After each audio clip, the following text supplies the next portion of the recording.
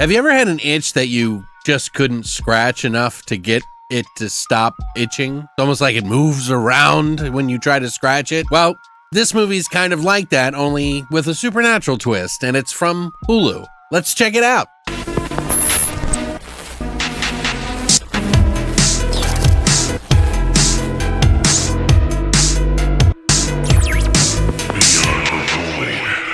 What's up, guys, and welcome back to Beyond the Void. My name is Alex, and today we're going to be doing a Hulu exclusive called Control Freak. It's a spoiler-free review, of course, so I won't spoil anything here for you, but we're going to talk about it today because it just came out on Hulu. I'm a little bit behind. I meant to do this yesterday, but man, I was just spent for the week. My body said, you know what? You need to sleep as much as you can. So I did. Control Freak is a movie that just came out. It's about a motivational speaker named Val who's got it all together. She's got everything laid out, knows how to say all the right things, and knows how to get you back into the world and doing better than ever. But she has a slight problem. She starts developing this itch on the back of her head, and it suddenly gets worse and worse and worse until she finds out that it may be some sort of supernatural possession that leads to some pretty body horrific, mesophobia-inducing moments that might make you, as the viewer, even go insane. Oh, and the characters too, but you know.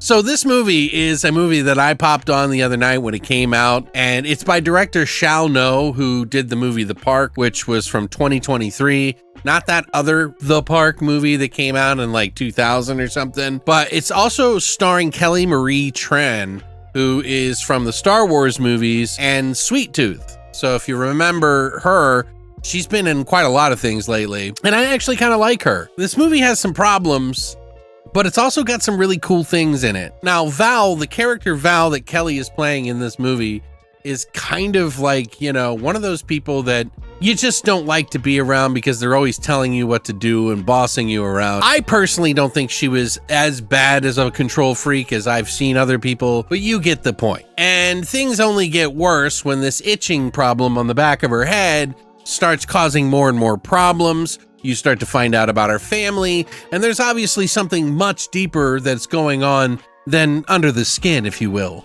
Now, this movie is shot well, it looks good, and you know, and it has some good practical and CGI effects that are in this movie. Ultimately, it is it's a really hard watch. I mentioned misophonia, which is the, you know, when you hear something and it bothers you. My girlfriend has this issue, so she can't hear me like eat food or smack my lips if I ever do that. It's like a sound that you just can't handle.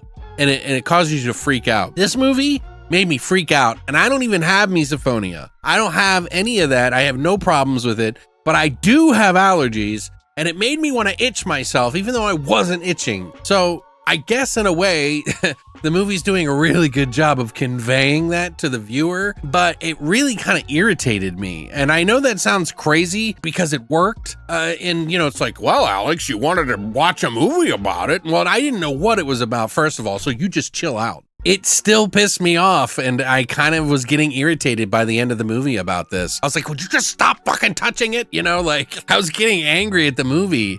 The other thing that's wrong with this movie, in my personal opinion, is that while it has these like really cool moments in it, it kind of feels empty in between. Like there's a lot of problems with, I don't know, some of the acting is good, but then it's also not emotional. Like I was having a very hard time connecting to these characters. Granted, I don't think an acting problem necessarily, but more of a believability in the writing. It's hard to kind of like feel bad for somebody in this situation when they've not been nice at all. You know, they don't really explain some of the things that make them these bad people. You don't really care a little bit. And I think that's a really big problem in a movie that you're supposed to. I don't know exactly what went wrong in this movie.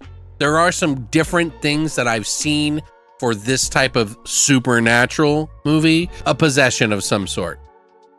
And it gets worse and worse and worse. But how they handle it is just so different from other movies that it's mimicking or has done before. So there's like some things about it that I really admire, but also a lot of the stuff that was happening in the movie, I just wasn't really grasping or really wanting to be a part of. And so it's very conflicting for me as a reviewer because there's so many good and bad things that it's kind of tugging you all over the place. For one, you know, that scratching noise, fantastic job.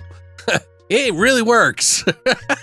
The body horror is actually pretty decent in this movie. There are some moments in it that you're like, ooh, don't do that. Like very gross out moments. So I have to give it credit there. I did like some of the stuff that happens supernaturally, I'll say, but it does become a little bit too much by the end of the movie. And it reminded me of like a 2000s movie, like an early 2000, maybe 3 film that had come out with like CGI and all this stuff that's going on. It just felt like a 2000s movie. I wanted to enjoy it because there are different characters and things that I get to experience. There's a lot of like flawed characters in this movie though. I like what they did, but how they botch it up a little bit really kind of makes you disappointed in the film. And it's not one that I would watch again, even like necessarily reluctantly, or like, I remember this really cool thing in it. I think there's enough bad in here, unfortunately, that will make you lean into not wanting to watch this again. But I would say at least give it a watch because maybe you'll like it more than I will, because I'm hoping people will enjoy this movie because it's got some good things in it. It's definitely above average in some regards, well above average, but then also subpar, you know, average in some of the things that it chooses to do. Like a 5 out of 10, you know, maybe I want to lean to 6 out of 10, but it just doesn't do it for me. So I'm just going to call it a 5 out of 10 and leaning towards the negative. I think that a lot of people are going to feel what I'm feeling when they watch this movie. It's going to be annoying for them in some regards, while also there are some moments in the film that you do praise. So I'll just say that. It's on Hulu, part of the subscription, so if you want to watch it, maybe it's not so bad for you and it's just a me thing. I don't know. Hopefully you enjoy it more than I do. But I personally was just not very fond of it. It kind of grated on me. This just didn't work for me. But yeah, I would love to hear what you guys think. I'm trying not to spoil it. A lot of the issues I have are very spoilerific, so it's very difficult for me to say why that is, but I'm trying my best to convey that to you. Let me know what you think about this in the comment section down below. Watch the trailer, decide for yourself after what you see and what I've said to you if it's something that you might like. But yeah, I would love to hear any of you that have seen this movie. Comment in the comment section down below whether you've seen it or not as to what you think of this film and if you're going to watch it. If you did, I would love to hear what your thoughts are on it. So sound off in the comment section down below. Hit the like and subscribe button if you haven't already. And as always, long live the void.